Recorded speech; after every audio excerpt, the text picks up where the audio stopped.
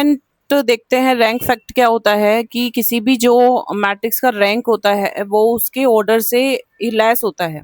ये फैक्ट है एक रैंक किसी मैट्रिक्स का रैंक फाइंड करने के लिए। तो ये याद रखिएगा स्टूडेंट्स कि किसी भी मैट्रिक्स का जो रैंक होता है वो उसके ऑर्डर के इक्वल होता है या उससे लेस होगा। ठीक है, जैसे मैंने एक मैट्रिक्स लिया है, एक मैट्रिक्स अगर मैं लेती हूँ 0 4 0 2। क्लियर स्टूडेंट, तो ये बताइए 2 by 2 ऑर्डर का मैट्रिक्स है तो इसका रैंक अगर आप फाइंड करने लगे तो कितना होगा? इसका ऑर्डर का रैंक होगा या तो 2 के इक्वल होगा, ठीक है, या फिर 2 से लेस होगा। 2 से लेस कितना हो सकता है? 1 हो सकता है और 0 हो सकता है। ठीक है, तो आप रैंक की डेफिनेशन के अकॉर्डिंग इसकी रैंक फाइंड कर सकते हैं, क्योंकि इसमें कितनी है, नंबर ऑफ नॉन जीरो रोज 2 है।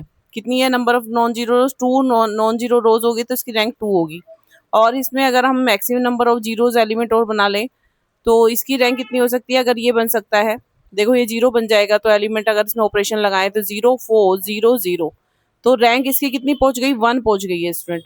तो इसकी रैंक या तो 2 हो सकती है, 2 नहीं है तो 1 होगी, क्योंकि इसमें आपकी एक रो पूरी 0 हो चुकी है।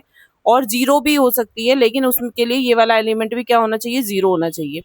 क्लियर स्टूडेंट, तो रैंक फैक्ट यही है कि आपका किसी भी मैट्रिक्स का जो रैंक होता है उसके ऑर्डर से क्या होता है, या तो उसके ऑर्डर के इक्वल होगा या फिर लेसर होगा। यानी कि मैंने एक एग्जांपल लिया 3 by 3 का, अगर मैट्रिक्स लेते हैं तो उसका जो रैंक होगा वो या तो इक्वल टू 3 होगा या फिर लेसर देन 3 होगा।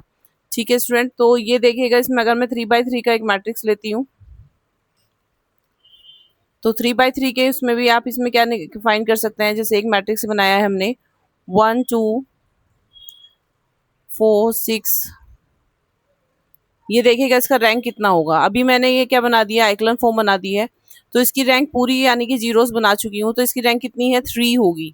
रैंक 3 आ रही है, 4 नहीं होगी। क्या किसी मैट्रिक्स की रैंक 4 हो सकती है जिसका ऑर्डर 3 हो? नहीं। ठीक है ना, तो इसकी रैंक कितनी होगी? 3 होगी या 3 से लेसर होगी। अगर ये एलिमेंट 0 बन सकता है तो नो, ये कंप्लीट रो 0 हो जाएगी, तो रैंक कितनी हो जाएगी? 2 हो जाएगी स्टूडेंट। ठीक है स्टूडेंट, तो रैंक आपको याद रखना इंपॉर्टेंट पॉइंट होता है कि बच्चों को पता चलता है कि रैंक पूछ भी सकता है मैट्रिक्स की रैंक कितनी होती है, मिनिमम रैंक। तो अभी याद रखिएगा मैक्सिमम रैंक उसके ऑर्डर के इक्वल होती है और मिनिमम रैंक 0 हो सकती है। 0 उस केस में होगी अगर सभी element, all elements are 0। Clear student? Thank you students.